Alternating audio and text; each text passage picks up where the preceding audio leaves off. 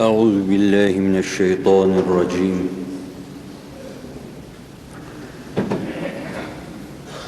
بسم الله الرحمن الرحيم. الحمد لله رب العالمين، والصلاة والسلام على سيدنا وسندنا وشفيع ذنوبنا ومولانا محمد صلى الله تعالى عليه وسلم، وعلى إخوانه من النبيين والمرسلين، وعلى الملائكة المقربين، وعلى عبادك الصالحين من أهل السماوات وأهل الأرضين، رضوان الله تعالى عليهم أجمعين. سبحانك لا علم لنا إلا ما علمتنا إنك أنت العليم الحكيم. سبحانك لا فهم لنا إلا ما فهمتنا إنك أنت الجواد الكريم. رب اشرح لي صدري ويسر لي أمري واحلل عقدة من لساني يفقه قولي، وأفوض أمري إلى الله إن الله بصير بالعباد. بسم الله الرحمن الرحيم. عالم الغيب فلا يظهر على غيبه أحدا إلا من ارتضى من رسول، فإنه يسلك من بين يديه ومن خلفه رصدا. صدق الله العظيم، وبلغنا رسوله النبي الهاشمي الكريم. أما بعد. Değerli Müslümanlar,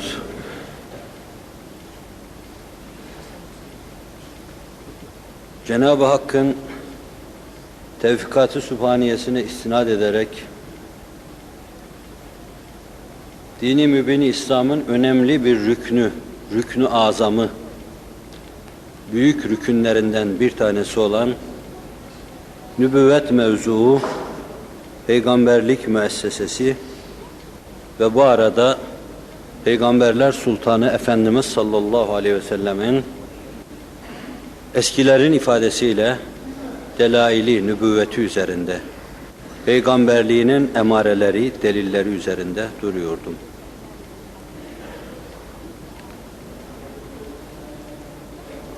Arıyı eskilerin ifadesiyle beysiz, daha eski ifadesiyle yasupsuz bırakmayan Allah, beşeri küfrü, küfranı, dalaleti içinde peygambersiz bırakmamıştır. Ve in min ümmetin illa hala fiha nezir. Hiçbir millet yoktur ki içinde onun karanlıklarını parça parça edecek bir peygamber gönderilmiş olmasın. Bugün dünyanın değişik yerlerinde, değişik seviyede, değişik sahalarda aydınlıklar varsa, o aydınlıklar oralardan peygamberlerin geçtiğine delalet eder. Karanlık ruhlu insanlar, karanlık gönüller geçtikleri yerlere karanlıklar bırakmış, arkada anarşi bırakmış, insanların birbirini boğazlamalarını bırakmışlardır. Peygamberler geçtikleri yerler saman yolu haline gelmiş, küme küme yıldızlar haline gelmiş. Zaten Nebiler Sultanı kendinden sonra ashab-ı kiram hakkında bu tabiri kullanmaktadır. Eshabi kennucum be'eyyihim iktedeytum ihtedeytum.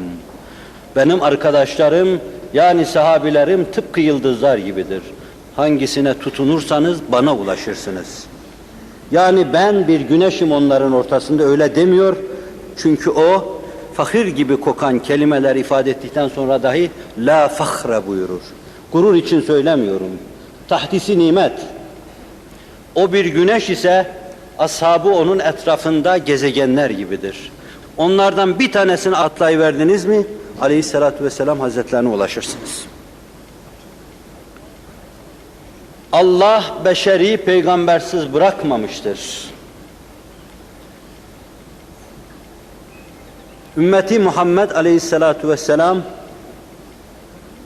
Gülistan sahibinin ifadesiyle öyle bir kaptana sahiptir ki, o kaptanın gemisine binen kimseler gam etmemeli, tasaya kapılmamalı. Çünkü ümmeti Muhammed'in bindiği geminin kaptanı Hazreti Muhammed Mustafa'dır sallallahu aleyhi ve sellem.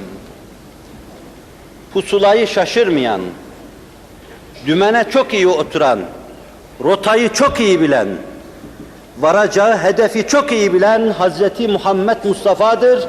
Ümmeti Muhammed gemisinin kaptanı sallallahu aleyhi ve sellem ve ala ihvanihim.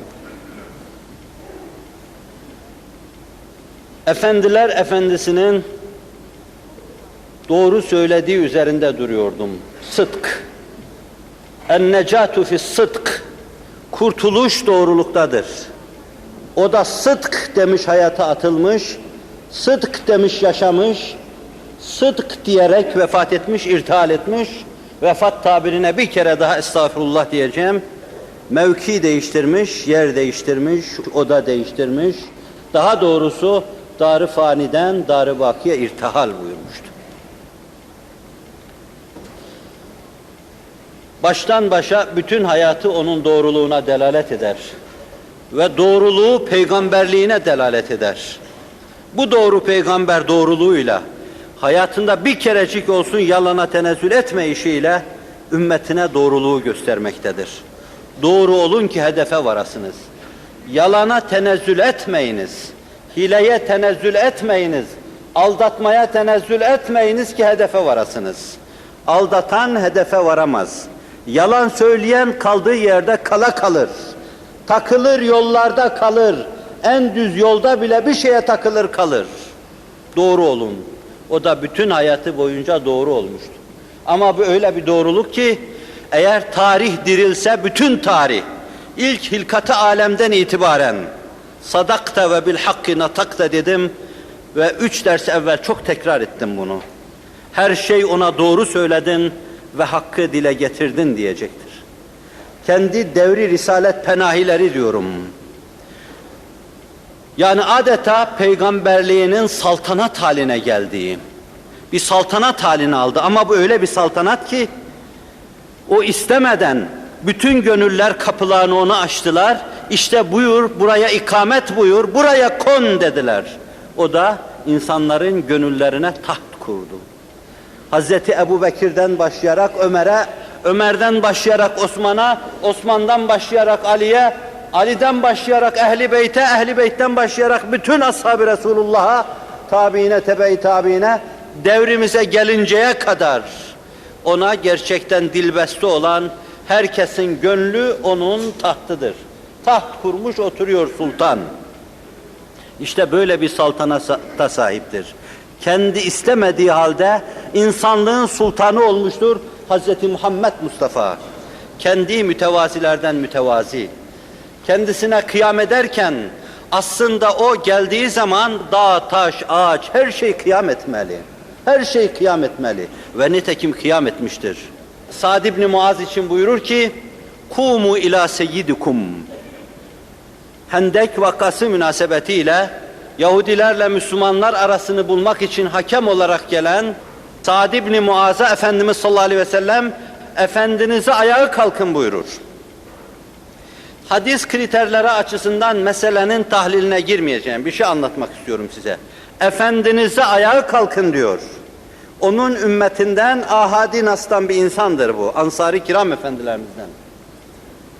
Efendimiz sallallahu aleyhi ve sellem bir yere teşrif buyurunca hayvan, insan, cemaat hepsi ayağa kalkmalı. Bu seyri bir beytinde şöyledir: لَوْ نَاسَبَتْ قَدْرَهُ آيَاتُهُ عِذَمًا اَحْيَسْمُهُ حِينَ يُدْعَى دَارِ سَرِّمَمٍ. Eğer onun getirdiği mucizeler kendi kadrinin değerinde olsaydı, onun getirdiği mucizeler onun kâbına ulaşamaz. Kamer şak olmuştur, Hz. Muhammed'in topuğuna ulaşamaz. O semaları dolaşmış, seyran etmiştir, onun topuğuna ulaşamaz. Ölüler ona lebbeyk demiştir, onun topuğuna ulaşamaz. لَوْ نَاسَبَتْ قَدْرَهُ آيَاتُ عِظَمًا Büyüklüğüne uygun olsaydı mucizeleri, mübarek ismi şerifi ölmüş ve çürümüş kemikler üzerine okunduğu zaman onlar ayağa kalkarlardı diyor. Her şey ona ayağa kalkmalı. Ama o şöyle buyuruyordu. La takumu kema takumul acim. Acemlerin büyüklerine ayağa kalktığı gibi bana ayağa kalkmayın diyordu. O bu kadar mahviyet içindeydi. Tevazu gösterdikçe büyüdü. Başı ötelere ulaştı. İmkan vücub arası noktayı tuttu ve gönüllerimize taht kurdu. Kursun, kura kalsın. Allah bizi ondan etmesin. Allah bizi ondan ayırmasın.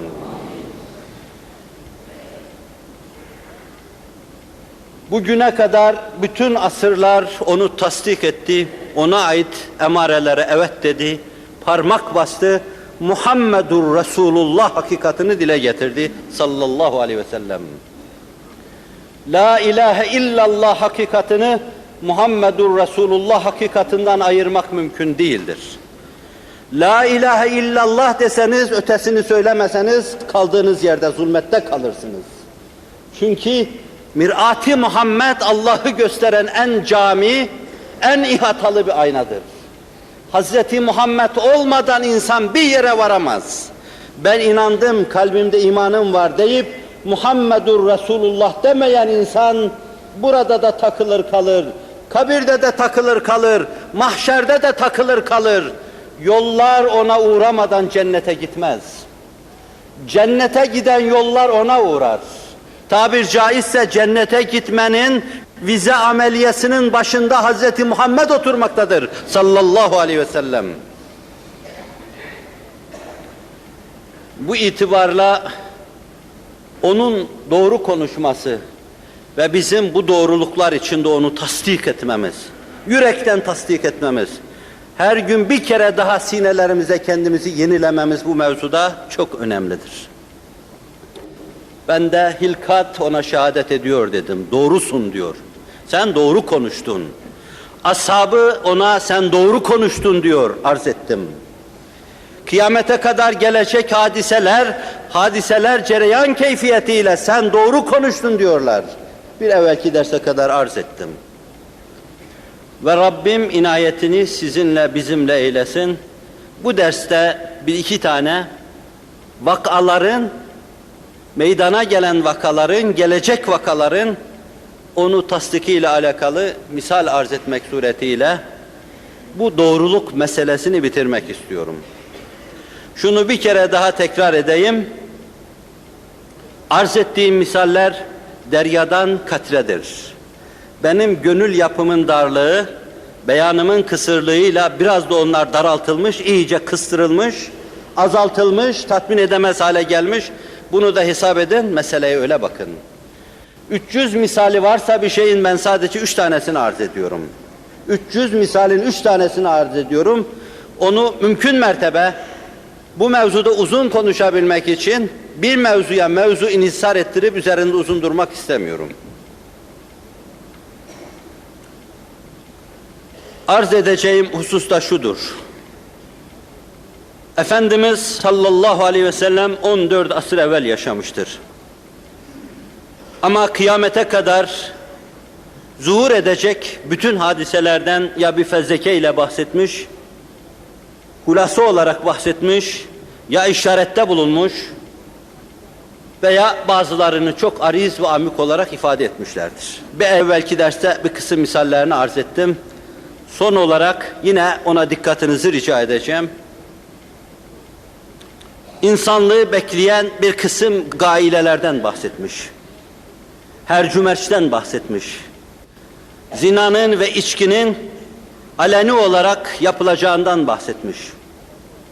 Yeryüzünün kirletileceğinden bahsetmiş. Yaşanmaz hale geleceğinden bahsetmiş. Ezbere konuşmuyorum, bunlar Kütüb-i Hadisiye'de anlatılıyor. Kitabul Fiten'e baktığınız zaman göreceksiniz. Ve sonra yeryüzünün yeniden temizlenip ikinci doğuş, ikinci varoluş için kuvve-i imbatiyesini kazanıp en verimli hale geldiğinden, geleceğinden bahsetmiş. Bahsettiği şeyleri gördük, görüyoruz. Gördüğümüz şeylerin çehresinde ileride zuhur edecek şeyleri de görüyoruz. Bugüne kadar zuhur eden şeylerin çehresinde görüyor ve diyoruz ki, şu ana kadar görmediğimiz bir kısım şeyler var, haber verdin. Katiyen inanıyoruz ki riyaz-ı katiyet içinde günü gelince bunlar da zuhur edecektir. Arpa şöyle büyüyecek, buğday taneleri şu kadar olacak, aşılana, çaprazlama yapıla Allah'ın lütfettiği semereler, meyveler yeryüzünde öyle bine berekete ulaşacak ki bugünkünden çok daha seviyeli insanlık müreffeh olacaktır Allah'ın tevfik ve inayetiyle dedik. Bu da mevsimi gelince zuhur edecek. O günün insanı bizim bugün dediğimiz gibi sadakta ve bil hakkı natakta diyecekler. Bunlar onun mübarek nurlu aydınlık dünyasından gelen şeylerdir. Bugünkü meselelerde yine halk diline meseleyi dökerek değişik ilimler adına hulasa olarak söylediği şeylerden birkaç tane misal arz edecek. Dikkatlerinizi ilim mecmualarında bu meselelerin tahlillerine çekeceğim. Ben burada tahlil yapmayacağım. Falan şeyde şu kadar kalori vardır, filan şeyde şu kadar vitamin vardır, vitaminin besi vardır, benin birisi vardır, ikisi vardır demeyeceğim. Bunların hulasalarını arz etmek suretiyle sizi bu mevzuda araştırma enstitülerin yaptıkları araştırmaları neşreden ilmi mecmualara havale edeceğim. Tafsilatını okuyup göreceksiniz. Evvela Efendimiz sallallahu aleyhi ve sellem ilimler adına, hususiyle tıp adına araştırmaya teşvik buyurmuşlar. Öyle teşvik buyurmuşlar ki ondan bugüne ilimler inkişaf etmiştir. Fakat hiçbir kimse o mevzuda, teşvik mevzuunda onun söylediği sözü söylemeye ulaşamamıştır. Mesela Buhari'nin rivayet ettiği bir hadis-i şerifte مَا أَنْزَلَ اللّٰهُ دَاءً اِلَّا أَنْزَلَ بِهِ شِفَاءً buyurmuşlardır. Allah bir hastalık göndermiş olmasın ki akabinde hemen onun için bir tedavi yaratmış olmasın. Eğer bir hastalık varsa mutlaka Allah'ın yarattığı tedavi de vardır. Ne demektir bu? Demek ki bir gün bütün hastalıklara Allah'ın tevfik ve inayetiyle şifa bulunabilecektir. O Buhari'deki bu hadiste şifa tabirini kullanıyor. Ebu Davud rivayet ettiği hadiste likulli dâin devâun buyuruyor. Başka bir hadis-i şerifte tedâvev fe innallâhe lem yedâ dâen illa enzele bihi şifâen illa dâun vâhid el haram. Dikkat edin, tedavide kusur etmeyin diyor. Allah hastalık göndermişse mutlaka arkasından tedavi yolunu da göstermiştir. Bir tek hastalığın tedavisi yoktur. O son sınır, o da ihtiyarlıktır. Hayatı uzatma çarelerini bulsalar, insanları muvakkaten bir yerde durdursalar, fakat beşer kafilesini alemi ervahtan gelip çocukluğa uğrayan, gençliğe uğrayan, yaşlılığa uğrayan, kabre giren, berzah hayatını yaşayan, mahşere uğrayan, cennete veya cehenneme akıp giden beşer yolculuğunu durdurmak mümkün olmayacaktır. İnsanlar doğacak, büyüyecek, yaşlanacak ve sonra öleceklerdir. Ama bunun berisinde her derde deva vardır, Allah Celle Celaluhu hazırlamıştır demek suretiyle bütün araştırıcıları, mülhemunu, ehli hamiyeti, ilhama mazhar olan ilim adamlarını, ehli tahkiki araştırmaya davet ediyor. Bütçelerinizden para ayırın, araştırma enstitüleri kurun, ölüme kadar yolu var bu işin, çaresini araştırın diyor. Ben bunun kadar araştırmaya teşvik edici bir söz tanımadım. Bunu 14 asır evvel Hz. Muhammed Mustafa söylüyor sallallahu aleyhi ve sellem. Hatta bir büyük mütefekkir, Peygamberlerin mucizelerini anlatırken, enbiyanın mucizesi nasıl enbiya, ruhani hayatta insanla rehber olmuş, onları doğru yola, sahili selamete çıkarmışlardır. Öyle de fünunu müsbetede, yani aklın ziyasına medar olan ilimlerde, insanla rehber olmuş, her birisi bir sahanın üstadı, rehberi, mürşidi olarak daima kendilerini insanlığın önünde göstermişlerdir. Bu cümleden olarak beşer maddi manevi terakkinin anahtarlarını peygamberlerden teslim almıştır. Peygamberlerin mucizeleri de o mucizelerin ulaşılabilen noktaya kadar ulaşılıp nazirini getirmeye teşvik içindir. Mesela Hazreti Mesih ölüleri ihya etmiş, Kur'an anlatıyor. Ölüleri ihya etme meselesi sınır taşıdır. Oraya varılamaz. Neden? Çünkü adiyat orada bitiyor. Ondan öte harikalar başlıyor. İnsan kudreti, insan takati, insan iradesiyle yapılabilecek şey, Allah'ın adetleri, şeriatı, fıtriye, kanunları içinde. Yani sizin bugün mekteplerde bilfiil mübaşeret ettiğiniz müsbet fenler, pozitif ilimler açısından orada her şey bitiyor. Ondan öte bir şey başlıyor. Mucize eli, bir bakıma Allah'ın ihsan ettiği peygamber gücünün sınırı. Beşer içinde dikkat buyurun, bu sınır ulaşılması gerekli olan ideal bir ufuktur. Allah Enbiya-i İzam'ın mucizatıyla beşerin varabileceği en son noktaya teşvik ediyor. Yani Seyyidina Hazreti Mesih'in mucizesiyle diyor ki, ölüme kadar sizin için yol var. Her derde deva arayın bulun. Kansere çare arayın bulun. AIDS'ye çare arayın bulun. Cüzama çare arayın bulun. Vebaya çare arayın bulun diyor. Hazreti Musa'nın mucizeleriyle cansız şeylere dahi bir kısım canlı şeyler yaptırmaya kadar yolu var bu meselenin. Günümüzde bu kapı aralanmıştır Allah'ın tevfik ve inayetiyle. Ama beşer hiçbir zaman elindeki asayı yere atıp onu bir yılan haline getiremeyecektir. Çünkü o harikalar kuşağında cereyan ediyor. Bizim yapacağımız şeyler Allah'ın adetleri çerçevesi içinde cereyan edecektir. Mesela insanlar sözlerin en güzellerini söylemek suretiyle, beyandaki sihirle insanları büyüleyebileceklerdir. Fakat bunlar Kur'an kapısına gelince teslim olacaklardır. Buna şair, Lebit teslim olduğu gibi teslim olacaklardır. Şair Lebit 7 muallaka şairlerinden bir tanesiydi. Bu büyük şairlerden hidayete mazhar olan tek insan denebilir. Muallakat şairlerinden tek ihtida eden insan denebilir. Diğerleri Efendimiz sallallahu aleyhi ve sellemin güneş gibi tülü edip ışığının bütün başları ve kalpleri okşadığı dönemi idrak edemediler. Devirlerinin karanlıkları içinde gittiler. Şair Lebit, kullu şeyin ma halallaha batilu diyen şair. Allah'tan başka her şey batıldır diyen şair. Hazreti Ömer devrinde Gatsiye ile İran fethedilmiş, orada bulunuyor. Hazreti Ömer Efendimiz kendisine bir mektup yazıyor, biriyle gönderiyor. Bana birkaç beyit diyor.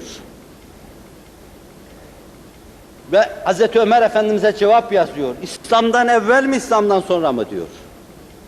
İslam'dan sonra olsun diyor. Sure-i Bakara'yı yazıp gönderiyor. Biz başka kısa surelerden, Mekke'de inip de okunurken insanın başına balyozlar iniyor gibi inen o surelerden değil. Bekare suresinde, Mekki surelerde olduğu gibi o ağırlığı belki çok defa hissedemiyoruz. Ama şair mülhemundan, şairin kalbi Allah'tan gelen esintilere makez. Bakara suresini yazıp gönderiyor ve altına şunu not düşüyor. Ey Allah'ın peygamberinin halifesi! Gözüm Kur'an'a açıldıktan sonra şiir yazmamaya karar verdim diyor. Çünkü Kur'an'ın yanında siz ne kadar güzel söz söylerseniz söyleyiniz, Bir dünya güzelinin yanında bütün güzellikler söndüğü gibi söner onun yanında diyor. Söz söyleyecek ve belli mesafeyi alacaksınız. Fakat orada da yine Kur'an'ın kapısına gelip her şey takılacaktır. Allah onu idraka muvaffak eylesin. Kur'an arz etmiyorum. Bir defa Rabbim fırsat vermişti. Üzerinde bir damlası üzerinde bir sene kadar belki konuşma imkanı doğmuştu. Yine öyle bir fırsat bahsederse ki ben iktibasçı, başkalarının ilhamlarını aktaran bir insanım. Burada belki kendi gücümde bir kısım onun ateşini yanlarını söndürüyor. Allah affetsin. Nakilci olarak arz etmiştim.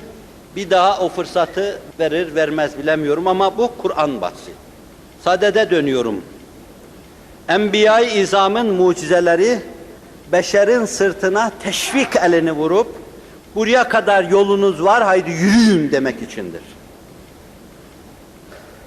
Enbiya-i İzam'ın mucizeleri belli bir sınır teşkil ediyor. Beşer için ulaşma adına ideal ufukta odur. Çalışmalı, beşer o noktaya kadar ulaşmalı. Adiyat dairesi içinde her şeyi aşmalı. Harikalar sınırına yanaşmalı. Bundan öte bir adım atarsam yanarım demeli. İşi oraya kadar götürmeli. Tekrar ediyorum, ölüleri ihya etme noktasına kadar yolu var. Onu yapamayacaksınız çünkü o harikalar kuşağında cereyan ediyor. Onu Allah yapar. Huvellezî yuhyi ve yumît. Hayatı yaratan O'dur. Ölümü yaratan da O'dur. Ölüm bir inkıraz, bir çürüme, bir sönme, bir dağılma değildir. Allah'ın emri ve meşiyetiyle verdiği şeyin alınması demektir. Ölümü de O yaratır, dirilmeyi de O yaratır. Teşvik ancak bu kadar olur. Bütün ehli hamiyet ve ehli himmet bu teşvikten istifade edecekleri şeyleri almalı, değerlendirmeli, beşerin imdadına koşmalılar. Fakat biz bu noktada Efendimiz sallallahu aleyhi ve sellemin insanlığı içine alabilecek mahiyette vaz buyurdukları bu kanunun çehresinde bir kere daha sadakte diyoruz. Doğru söyledin, hakka, hakikata tercüman oldun.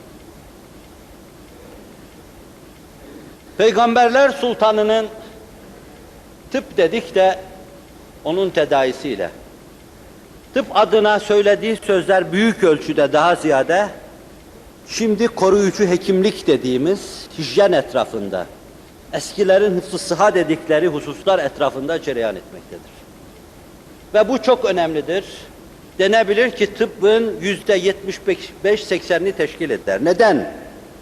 Hasta olduktan sonra çare aramak çok zordur. Önemli olan hasta etmemek. Dıştan gelen hekimler sahabe-i kiram arasında dolaşmış, hasta bulamamış, müteessir dönmüşler. Çünkü Efendimiz sallallahu aleyhi ve sellemin kalplerin tabibi olan o insanın çevresinde yaşayan insanlar. Aynı zamanda onu cisimlerin de tabibi olarak buluyor, tavsiyeleri çerçevesi içinde yaşıyor ve hastalıklara karşı daima göğüs gerebilecek durumu koruyorlardı. Koruyucu hekimlik etrafında cereyan ediyor. Hemen herkesin bildiği bir hadisi şerifi arz edeyim. Veba ile alakalı. Veba, Efendimiz sallallahu aleyhi ve sellem zuhur buyurdukları dönemde öne alınmayan korkunç bir hastalıktı. Günümüzün vebası AIDS'i. O günün AIDS'isi veba. Vebaya karşı her sahabi titizdi ve tetikteydi. Efendimiz sallallahu aleyhi ve sellem de tembih buyurup uyarıyordu. Bu nurlu cemaat kendi içinde, kendi temizliği ve nezahatiyle yaşıyordu. Fakat Bizans kalıntıları üzerine gelince, Şam'a, Suriye'ye, Halep'e gelince, Antakya'ya gelince, Bizans'ın döküntülerinden meydana gelen vebaya ashab-ı kiram maruz kaldı. Ve veba kılıcını veya tırpanını Amvas'ta 20 bin, 30 bin sahabiyi tırpanlamak suretiyle çıkardı, ashab-ı kiramın üzerine salıverdi. Bu vefat edenler arasında Efendimizin Necran Hristiyanlarına gönderdiği, işte bu ümmetin emini dediği Ebu Ubeyde ibn Cerrah da vardı. Hazreti Ömer bağrından hançeri yediği zaman, yıkıldığı anda, eğer Ebu Ubeyde hayatta olsaydı onu seçmenizi tavsiye ederdim buyurmuştu. Necranlılar bize emin bir adam gönder, tam sırtımızı dönelim, güvenelim ona, itimat edelim dedikleri zaman Ebu Ubeyde'ye kum dedi. Kalk ayağa bunlarla git. İşte hakkıyla emin bir insan size dedi. Ve cennetle müjdelenen 10 insandan birisiydi. Bedir'de palasını babasına sallamıştı. Allah Resulü kimse babasını öldürmesin. Buna rağmen hemen her yerde babası karşısına çıktı, babası onu öldürecekti. Çaresiz kalınca palasını salladı, al Resulullah aşkına dedi. Ebu Ubeyde bu idi. Babayı öldürdü, istirap edebilirsiniz. Din babanı öldür demiyor sana. Fakat Resulullah'a karşı bu kadar kin ve nefret besleyen o gün de vardı, bugün de vardı. Hiç tükenmez. Müslümana da Muhammediliğini yapmak düşecektir. Ahlak açısından diyorum. Müslüman din açısından Muhammedi değildir. Müslüman, Müslümandır. Muhammedi değil. Çünkü İslam dini vahiy ilahidir. İslam Allah yoludur. Biz ahlak açısından Muhammediyiz, Allah öyle eylesin. Amvas'ta veba kılıcını saldı, 20-30 bin Müslüman aldı götürdü. Hazreti Ömer geziye gitmişti. Daha önce de geziye gitmiş. Ebu Ubeyde'yi çadırında görmüş. Ve çadırında sadece Bizans'a karşı savaşan orduların başkumandanı, bir tane deri, bir tane kılıncı Gazi Osman Paşa gibi. Bir tane atı, bir tane de eğeri vardı. Ömer gözyaşlarını tutamamış, hıçkıra hıçkıra ağlamıştı. Dünya herkesi değiştirdi ama seni değiştiremedi demişti. İşte bu Ebu Ubeyde de o vebada Muaz İbni Cebel'le beraber bir gül yaprağı gibi uçup öbür aleme gitmişlerdi. Hazreti Ömer Efendimiz Amvas'ı vebanın sardığını görünce geriye dönmek istemişlerdi. Ebu Ubeyde efiraren min kaderillah demişti. Allah'ın kaderinden mi kaçıyorsun? Naam nefirru min kaderillah ila kaderillah. Bu da Ömer feraseti. Evet, Allah'ın kaderinden yine Allah'ın kaderine kaçıyorum buyurdular. Fakat içinde bir ukde oldu. Acaba doğru muyum ben? Nihayet Abdurrahman bin Avf imdada koştu. Ey Allah'ın peygamberinin halifesi. Huzuru Resulullah'taydım, şöyle buyurdular. İza semi'tum bihi bi'ardin fela taqdamu aleyh. Ve iza vaka'a bi'ardin ve entum fiha fela tahrucu firaren min. Eğer bir yerde vebanın olduğunu duyarsanız zinhar oraya gitmeyiniz. Eğer siz de vebanın olduğu bir yerde bulunuyor iseniz şayet zinhar oradan dışarıya çıkmayınız. Rica ediyorum. Modern karantinadan farkı nedir bunun? Tecritten farkı nedir bunun? Bunu 14 asır evvel Hz. Muhammed Mustafa söylüyor sallallahu aleyhi ve sellem. Ve Hz. Ömer sevinç içinde Allah'a hamd ve sena olsun diyor. İsabetli davranmış. Ama mebdeinde bunun Efendimiz sallallahu aleyhi ve sellem vardır. Ahmet bin Hanbel'in rivayet ettiği bir hadis-i şerifte biri üzerinde sadece tahlilen duracağım inşallah. Firre minel meczum kema tefir minel esed. Arslandan kaçtığın gibi cüzamlıdan uzak ol diyor, uzakta dur diyor. Dikkat buyurun. O devirde vebalardan bir tanesi de cüzamdı. Arslandan kaçtığın gibi cüzamlıdan kaç, uzak ol diyor. Bir hastalıktan uzak ol demek, ayakkabılarını al kaç demek değildir. Şayet Efendimiz sallallahu aleyhi ve sellem şimdi diyordur belki ama onu kalp ehli duyar. Nitekim bir tanesine rüyasında buyurmuşlar ki, kanser için şu hususu tatbik etsinler, faydalı olur. Ve bazı arkadaşlar da bunu bir iki hastada tatbik ettiler. Allah'ın inayetiyle biiznillah tesirini de gördüler. Ama meselede biraz umut, kapallık, biraz muğlaklık var. Bundan öte araştırmacılara, araştırma enstitülerinde o meseleyi araştırmak düşer. Araştırsınlar, gerçeğini bulsunlar meselenin. Bugün de diyordur ama fakat onu o buğutta duyanlara diyordur. Ondan uzak olan kimselere bir şey anlatmaz o. Aynı çizgide, aynı frekansta, kulağında onun göndermesinden gelen alıcıları tespit eden bir kulaklık varsa şayet o duyuyordur onu. Cüzamdan kaçmak, ayakkabılarını alıp kaçmak demek değildir. Ona karşı ilan-ı harbe davet ediyor Allah Resulü sallallahu aleyhi ve sellem. Meseleyi tahlil ederken bir kısım eski büyüklerimizin anlattığı gibi değil. Cüzam mikrobu arslana benzediğinden dolayı arslandan kaçıyor gibi kaç. Katiyen bu söz Resulullah'a ait değildir. Cüzam mikrobu insanın şeklini arslana çeviriyor da ondan dolayı. Bir teşbih olabilir. Yüzü gözü yarı olan bir insan arslana benzemiyor, daha çok kediye benziyor. Bence Allah Resulü sallallahu aleyhi ve sellemin sözünde ayrı bir buğut, ayrı bir derinlik araştırmak lazım.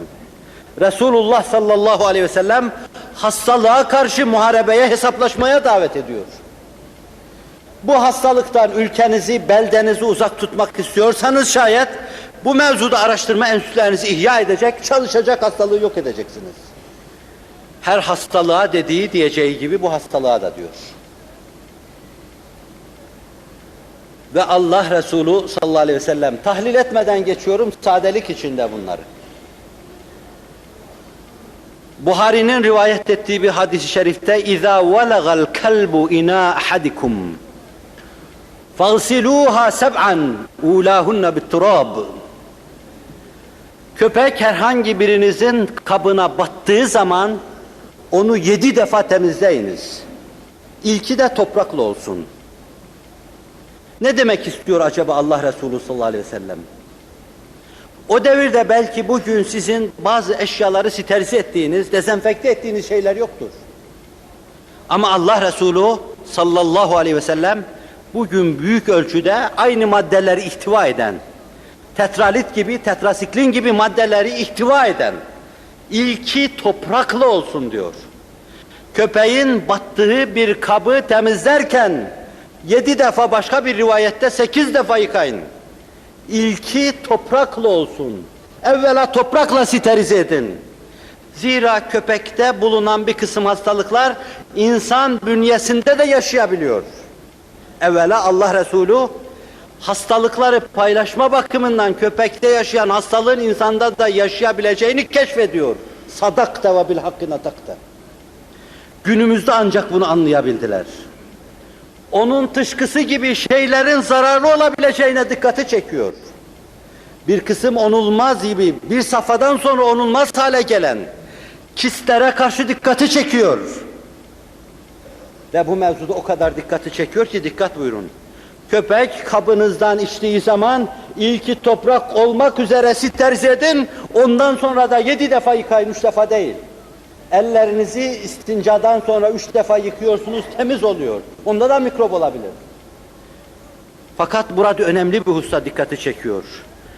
Köpekle bağışlayın, tabir çok ağzımdan çıktı cami ama bu hadis, ben anlatma mecburiyetindeyim. O zaman ilk toprakla sterilize edeceksiniz çünkü toprak sterilize unsurudur. Ve sonra da siz onu 7 defa suyla yıkayacaksınız. Almanya'da, İngiltere'de çıkan ilmi mecmualar yazdılar bunu. İlmi mecmualarda araştırma neticesi Efendimiz sallallahu aleyhi ve selleme sadakta deyici mahiyette mühürlendi. Doğru söylüyorsun ya Muhammed dediler sallallahu aleyhi ve sellem. Efendimiz o kadar hassas idi ki bu mevzuda, bu zaviyeden buyurdular köpekleri öldürün diye. Köpeği öldürün çünkü köpek hastalık saçıyor.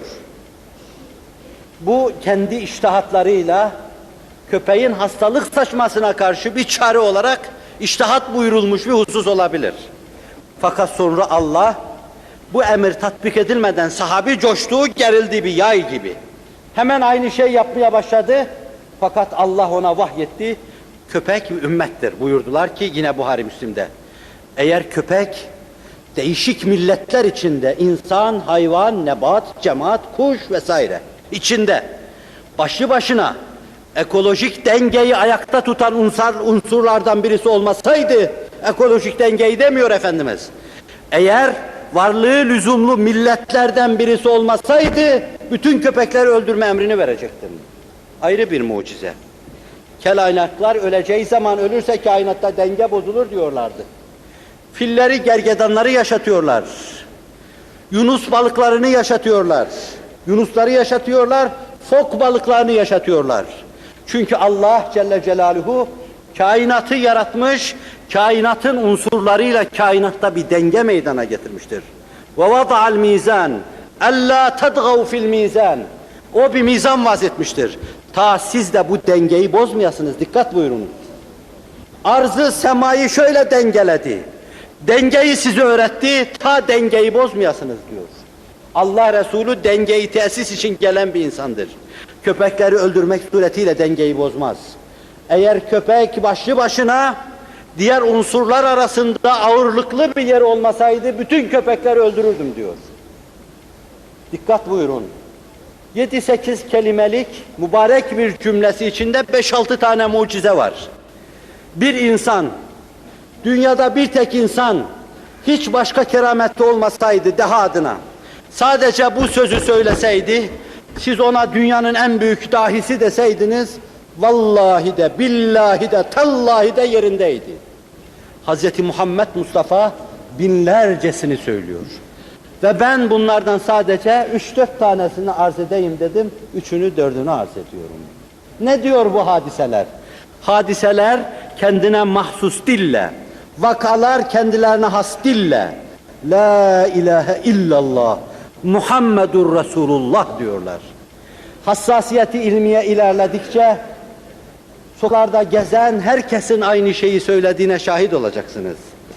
İlimler birer fen halinde, casuslar halinde kainatın içine dağılmış, Efendimiz sallallahu aleyhi ve sellemin söylediği sözleri, Kur'an'ın beyanlarını bulacak ve o ilimlerin aydınlığı altında olan insanlar, ilimlerin aydınlığı altında hakikate uyanan insanlar Muhammedur Resulullah diyecekler. Rabbim dedirsin bize. Belki bir yönüyle diyeceksiniz bizim ihtiyacımız yok bunlara. Ben bildiğim bir hakikati bile, insanın bildiği bir hakikati bile şiirle bir kere daha ifade edip, ifade ettiği o hakikati vicdanında derinlemesine duyduğu gibi, Efendimiz sallallahu aleyhi ve sellem hakkında bu hususları arz etmek suretiyle evvela kendi vicdanımda ta baştan duyduğum o tatmini bir kere daha yaşamak istiyorum. Ve zannediyorum aynı duyguyu, aynı düşünceyi benimle siz de paylaşmak istiyorsunuzdur. Çünkü mesele Hz. Muhammed Mustafa etrafında cereyan ediyor. Sallallahu aleyhi ve sellem. Ve yine buyuruyor Efendimiz sallallahu aleyhi ve sellem, Tirmizi Ebu Davud'un rivayet ettiği bir hadis-i şerifte, Berekatut ta'am el vudu qablehu ve ba'dehu. Yemeğin bereketi, bir başka manası da mübarek olması. Demek ki aksine mübarek. Yemekten evvel elleri yıkamak, yemekten sonra elleri yıkamak. 14 asır evvel. Yemekte mübareklik, temizlik, paklık, nezahet arıyorsanız ve sizin için de bereket kaynağı olmasını arzu ediyorsanız, yedikten sonra sizin çok şeyinizi alıp götürmesini istemiyorsanız şayet, yemekten evvel ellerinizi yıkayın, yemekten sonra ellerinizi yıkayın. Efendimiz buyuruyor sallallahu aleyhi ve sellem, temizlik adına bir esas, bir prensip vaz ediyor Allah'ın emriyle. Biz bunu bilemezdik. Bir tırnak arasında 1 milyon mikrobun yaşadığını bilemezdik.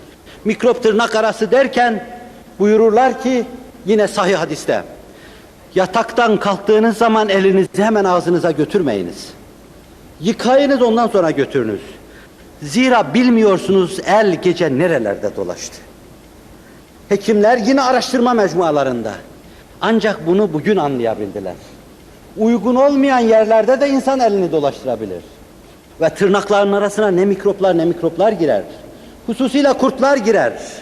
Ve bir kısım kaşıntılara esas teşkil edebilecek şeyler girer. Efendimiz sallallahu aleyhi ve sellem elini ağzına götürmeden evvel yıka buyuruyor. Mikroskop mu vardı? X ışınları mı vardı? Bir araştırma enstitüsü mü vardı? Nereden söylüyordu? Nereden söylüyordu? Muallimi Allah'tı Celle Celaluhu. Allah'ın rahle-i tedrisi önünde sabah akşam kendisine vahyi geliyordu. metlubu gayri metlubuyla.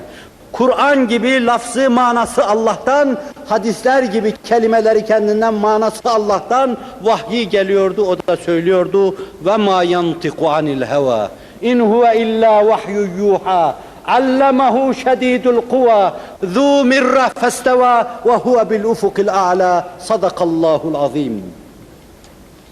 Allah talim ediyordu.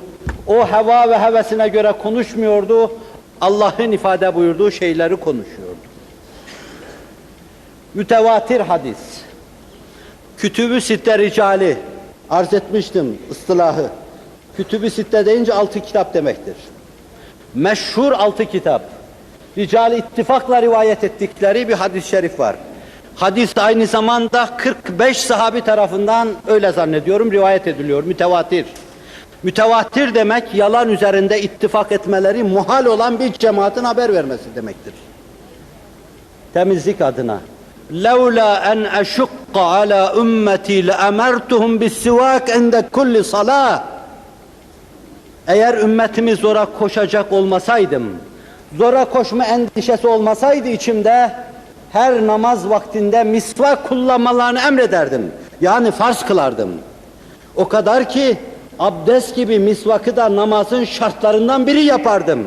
Hadesten taharet ve isti'malul misvak derdim. Fakat çok zor olur, her yerde misvakı bulamazlar. Yapamazlar belki ümmetimi zora koşmamak için. Çünkü Hanefiye-i Semha ile gelmiş. Kolay bir dinle gelmiş. İnned-dîne yusrun ve len yuşâdded-dîne illâ galebe sözünü söylemiş. Din kolaylıktır, zorlaştıran kendi mağlup gider. Onun için emretmiyorum. Ama bu bir sünnettir. Üzerinde ciltlerle kitap yazılmış. Araştırmacılar da şimdi araştırma yapıyorlar. Hatta misvak etme, sivaklama, parmaklarla yapmaya da denir, fırça kullanmaya da denir. Fakat bunların ötesinde misvak ağacı hususiyetiyle bugün araştırma laboratuvarlarında araştırmaya mevzu teşkil ediyor. Hayır, hiçbir şey onun yerini tutmaz. Dişlerinizi siz fırçalayın, tuzla fırçalayın, macunla fırçalayın, suyla fırçalayın, ayrı mesele. Ona kimsenin bir şey dediği yok. Fakat misvakın bir hususiyeti var. Bir din düşünün ki, o dinin başındaki banisi değil, müessisi değil, mübelliği. O dinin banisi Allah'tır, müessisi Allah'tır. Hz. Muhammed Mustafa onun sadece mübelliğidir. Günde insana 10 defa dişlerini fırçalamayı emreder. Bu din günümüzün diş temizliği, diş hijyeni açısından çok önünde olduğunu gösteriyor. Ben zannetmiyorum diş hekimleri bile dişlerini günde 10 defa fırçalasınlar. Ve işte tatbiki. Ayşe validemiz buyuruyor ki, gece 5 defa uykudan uyansaydı, misvakını dişlerinde dolaştırırdı. Temiz bir dişlerini yıkardı. Günde 5 defa abdest alır, abdestte dişlerini yıkarlardı. Misvakını temiz tutar, namaza dururken yine dişlerini fırçalarlardı. Teheccüde kalkar, dişlerini fırçalar. Duha namazı kılar, dişlerini fırçalar. İşrak namazı kılar, dişlerini fırçalar. Hz. Muhammed Mustafa sallallahu aleyhi ve sellem günde 10 defa en azından dişlerini fırçalar ve ashabına da diş fırçalamayı tavsiye buyururlardı. Dikkat buyurun. Ben çok fazla okuduğumu söyleyemem size. Fakat şu kadar diyeyim, bu işin ucundan tutanlardan birisi sayılırım. Aşağı yukarı 25-30 senedir bazı arkadaşlarla hadis okuyorum. Kendime göre de şu hadis midir diye söyleseler, değil dersem arkadaşlarım, şahitler, bazıları bilirler, değil çıkabilir. Neden? Çünkü başka meşgalem olmadı. Efendimizle sohbet etmeyi sevdim. Ve hususiyle bildiğim, duyduğum, öğrendiğim bir şey var ki, onun mübarek hadislerin okunduğu yerde kendileri hazır bulunurlarmış. Ve bir defasında böyle bir hadis okumaya, burada böyle bir sırrı anlatmak doğru değildir belki ama arz edeceğim, dilimin ucuna geldi. Hadis tilavet ettiğimiz bir cami vardı. O camide sürekli hadis okuyorduk. Ertesi gün o hadisin okunmasına mani olacaklarmış. Ben gece rüyamda o camide namaz kıldırıyor buldum kendimi. Selam verir vermez Efendimiz sallallahu aleyhi ve sellem ön safta oturuyordu. Öyle derin bir keder vardı ki yüzünde, acaba niye bu kadar mahzun dedim. Ertesi gün tuttular, dediler sen burada artık hadis okutamazsın. Neden sonra anladım ki onun o rüya değil bir rüyetmiş, onun hakikati da şuymuş, mübarek sözlerine mani olunacağından dolayı Efendimiz mahzunmuş ve kederliymiş.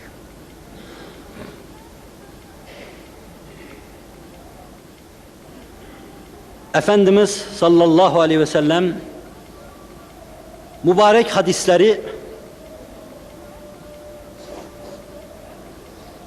başlı başına bir feyiz, yümün ve bereket kaynağıdır. O da olduğu her yerde bulunur. Ümmetinin her işinde bulunduğu gibi. Cenab-ı Hakk'ın tevfik ve inayetiyle her işinde bulunduğu gibi. Sadece size bize değil, İmam Suyuti diyor ki ben 20 küsür uykuda değil uyanıkken gördüm diyor. Ve şu anda belki buraya gelen insanlar, çünkü hafta geçmiyor ki bana Efendimiz'i gördüm diye bir mektup yazılmış olmasın. Şöyle diyordu, böyle diyordu. Ona açıksa şayet görecektir. Mevzumuz o değildi. Mevzumuz Efendimiz sallallahu aleyhi ve sellem 14 asır evvel ister cüzama karşı, ister vebaya karşı, ister diş temizliğine karşı, ister başka açıdan hıfz-ı saha ile alakalı bir mevzuya karşı bir şey söylemiş ve 20. asırda bunlar olduğu gibi zuhur ediyor. Ve biz hadis kitaplarında bunların yüzlercesini, binlercesini görüyoruz ve şahit oluyoruz. Allah'ın tevfik ve inayetiyle. Rabbim affeylesin. Bazen onun hoşuna gitmeyecek ve Efendimizin memnun olmayacağı sözler de ağzımızdan çıkabilir.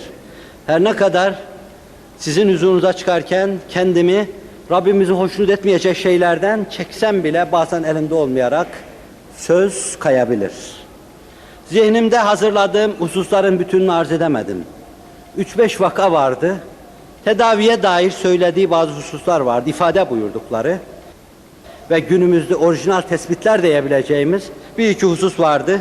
Arz etmeyi planlamıştım ama söz sağa sola kaydığı için ifade edemedim.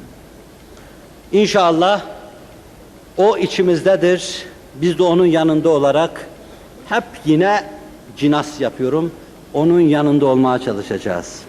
Allah'ın tevfik ve inayetiyle. O içimizdedir. Unutmayınız. Onu içimizde yaşamaya çalışınız. Onu anlatınız çevrenize. Onu seviniz, onu sevdiriniz. Dıştan ona taş atanlarla, füzulu uğraşmakla vaktinizi beyhude harcamayınız. Dünya salamonlarla doludur. Bunlar ona hücum edeceklerdir. Güneşe çamur atıyor gibi. Kendi küçüklüklerini göstereceklerdir. Cami duvarına gibi. Bu türlü şeylerle tahrik olup toplum içinde rahatsızlıklara, huzursuzluklara sebebiyet vermeyiniz. Ümmeti Muhammed vekar ümmeti demektir. Ciddiyet ümmeti demektir. Ama mutlaka Efendimiz'i sallallahu aleyhi ve sellem çok seviyeli olarak anlatmaya çalışınız. Her zaman ve her yerde onu anlatınız. Bizim derdimiz ve bizi üzen şey başkalarının ona hücumu değildir. Bizim onu bilmeyişimizdir. Onu tanıyamayışımızdır, ona inanamayışımızdır. Büyüklerimiz, seleflerimiz bir lahza biz ondan ayrı kalmadık demişlerdir. Ve ondan emir almadan bir şey yapmamışlardır. Kitap ve sünnette Allah'ın ve onun emirleri bellidir. Ama bununla beraber mütehayyir ve mütereddit kaldıklarında ona sığınmış, ona müracaat etmiş, onun emrine göre hareket etmişlerdir. Duygu ve düşünce dünyamızda geliştirilmesi gerekli olan şey budur. Mevize içinde arz ettiğim gibi Nikolar eksik olmayacaktır. Dünün Voltaire'leri din düşmanlığını piyas yazmak suretiyle Efendimiz'e dolu dolu ağzını doldurup küfür savurmak suretiyle yaşadılar. Hatta onun hakkında tarih yazan Kaytani gibi kimseler ona hücum ettiler. Marx ona hücum etti, Lenin ona hücum etti. وَلَوْ أَنَّ لِكُلِّ كَلْبٍ عَوَى لَوْ رَمَيْتَ لَمْ يَبْقَ فِي الْأَرْضِ حَجَرًا. Eğer her havlayana taş atsan yeryüzünde taş kalmaz diyor İbn Hacer. Vakur ve ciddi olalım.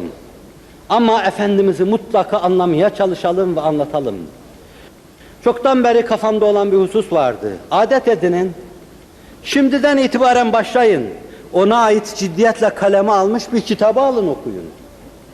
Mucizatını serdeden bir kitabı alın okuyun.